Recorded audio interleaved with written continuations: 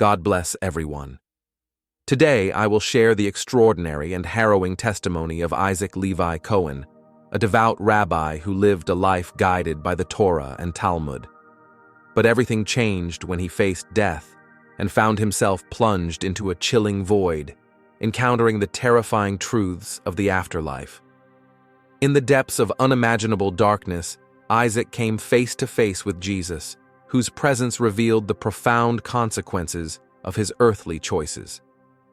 Now I will read Isaac's letter exactly as he wrote it, uncovering the sin that led him there and the person he saw in that moment of reckoning.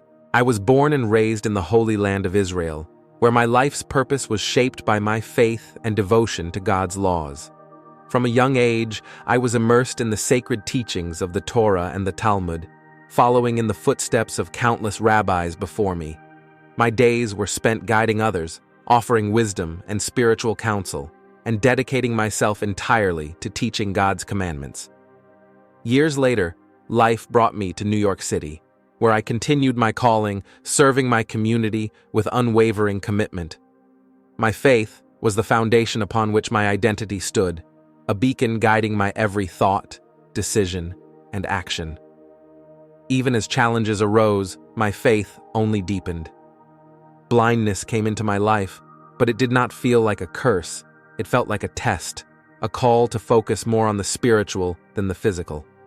Without sight, I began to experience prayer in a profound, almost tangible way. The words of the Torah resonated through my hands as I touched the text, each syllable bringing me closer to God's presence. In the stillness of my blindness, I found a heightened connection to my Creator, a peaceful intimacy that became my greatest strength. That peace surrounded me on a calm Shabbat evening in December 2018. My home was filled with the soft glow of candlelight, the warmth of tradition, and the tranquility of prayer. Everything felt aligned with the sanctity of the Sabbath until a single moment shattered it all. A careless motion, an overturned candle, and suddenly the tablecloth was engulfed in flames. Panic surged through me, the smoke quickly filling the room and my blindness rendering me helpless. In those desperate moments, chaos replaced calm, and the only thing I could do was whisper a final prayer to God as the darkness closed in around me. Little did I know, that was only the beginning of a journey that would change everything I believed. The evening was serene, steeped in the sacred rhythm of Shabbat. The candles flickered softly, their light a symbol of peace and devotion. I sat immersed in prayer, my hands brushing over the words of the Torah as I repeated them, each syllable a connection to the divine. Then, in a moment of carelessness, everything unraveled. My hand brushed against one of the candles, knocking it from its place. It fell onto the tablecloth, and within seconds, fire sprang to life, devouring the fabric with a hunger that startled me. My heart raced as I realized the danger I had unleashed. Blindness rendered me powerless against the spreading flames. Smoke began to fill the room, choking the air, and I fumbled desperately to extinguish the fire. Every motion seemed to worsen the situation, the heat growing unbearable, the acrid smell of burning cloth invading my senses. Panic consumed me, a heavy weight pressing down on my chest. I was trapped in a storm of chaos, unable to see, unable to act, my only recourse to cry out in prayer. I whispered the Shema, the ancient words rising from my lips as my last connection to the life I felt slipping away. Then, as my strength faded, a profound darkness consumed me, a darkness unlike my blindness, deeper and colder, an infinite void that seemed to swallow my very soul. It was as if the world had vanished entirely, leaving me suspended in a place that was neither here nor there. In that abyss, I felt an unsettling pull, a strange force guiding me into the unknown. My physical senses were gone, replaced by a chilling awareness of something far greater than myself. Little did I know, this descent was not an end, but the beginning of a journey that would challenge everything I believed, revealing truths I was unprepared to face. When I first awoke in the void, I was surrounded by an oppressive silence. But as I stood there, disoriented and vulnerable, I began to sense movement around me. Shadows emerged, faceless yet unmistakably alive, their presence both chilling and oppressive.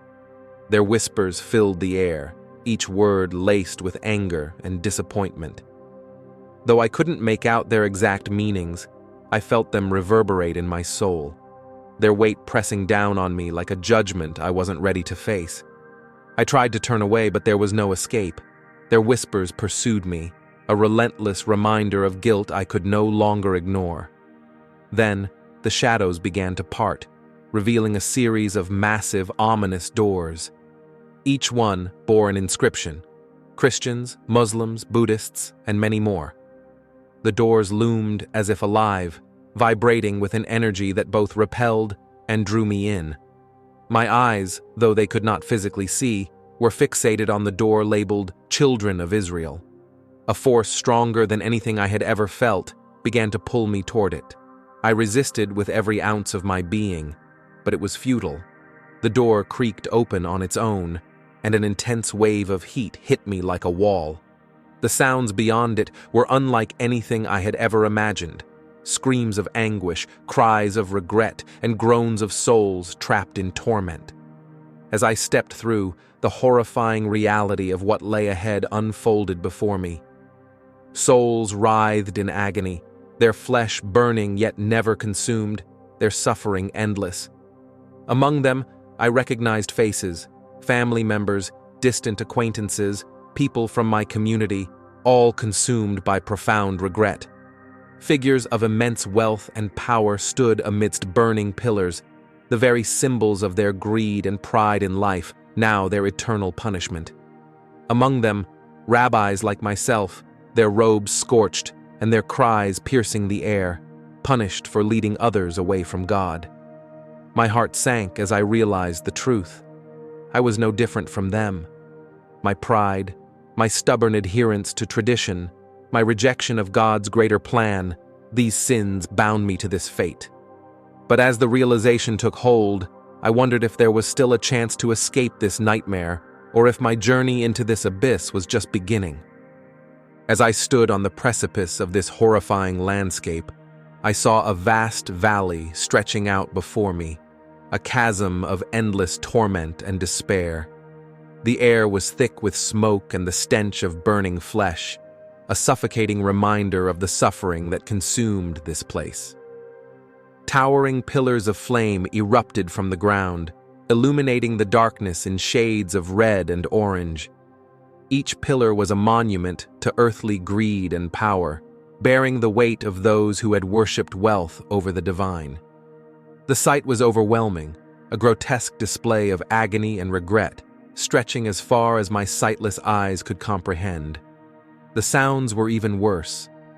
Piercing screams echoed across the valley, each cry carrying the weight of unspeakable pain and anguish.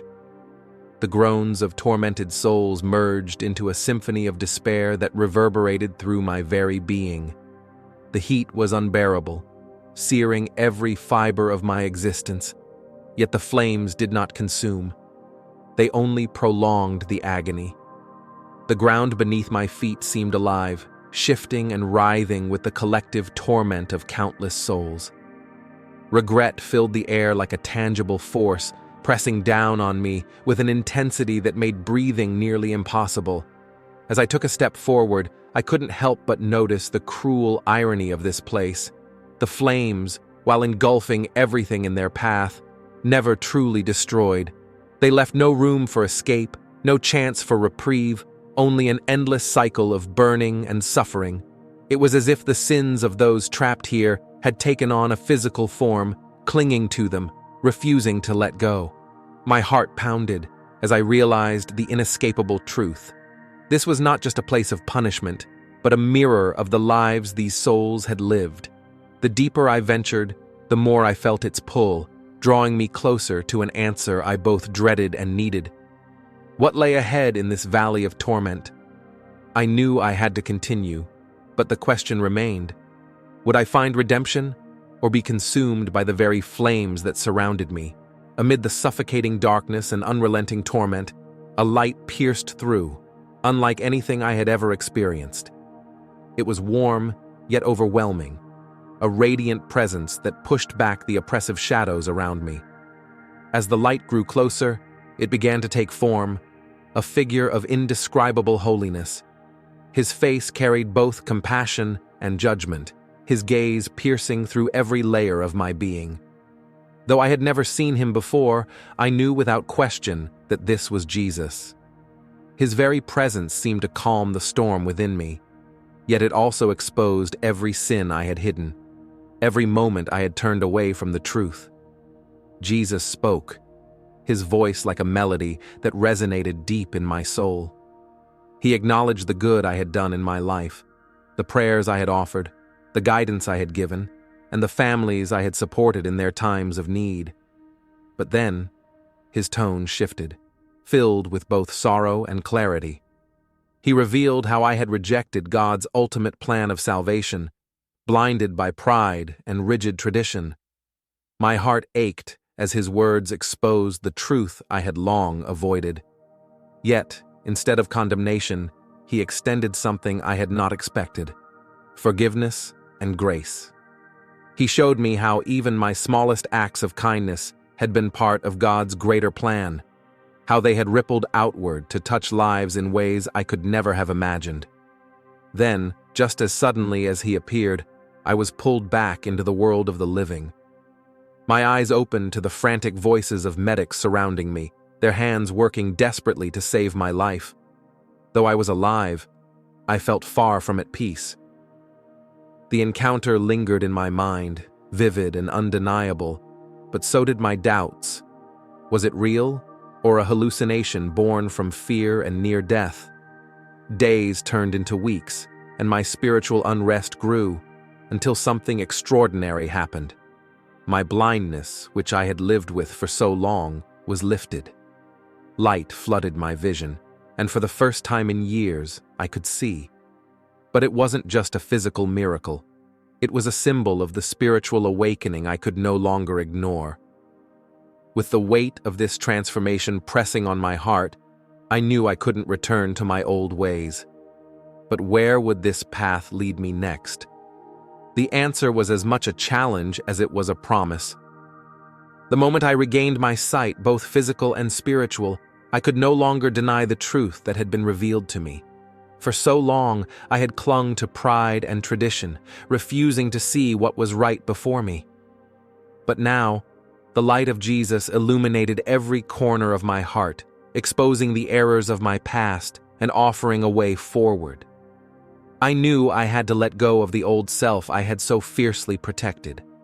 I embraced Jesus as the Messiah, not just for others, but for me personally.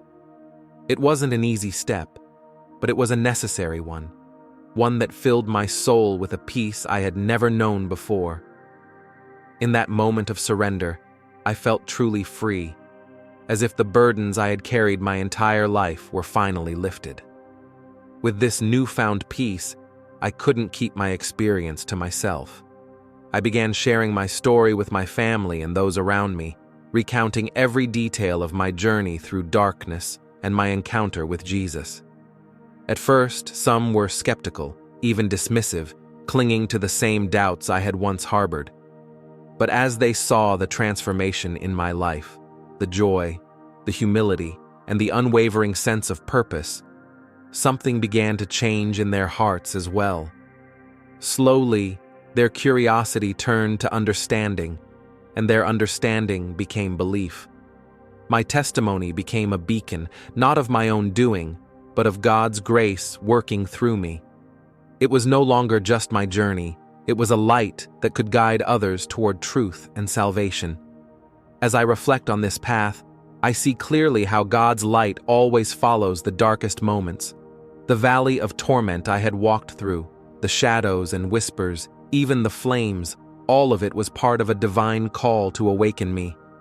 The light I saw was not just for me, it was for all who would listen and seek it. I've learned that no matter how far one strays or how heavy the burden of sin, God's love is always within reach. But this is only the beginning. My story doesn't end here, for the road ahead is filled with challenges and opportunities to live out this truth. Where this path will lead, I cannot say, but I know it is a journey worth taking. If this story has touched your heart or sparked your curiosity, I invite you to be part of this journey by subscribing to the channel. Don't forget to like this video and share it with others who might need to hear this powerful testimony. And I'd love to hear your thoughts and opinions. Share them in the comments section below. Let's start a meaningful conversation together.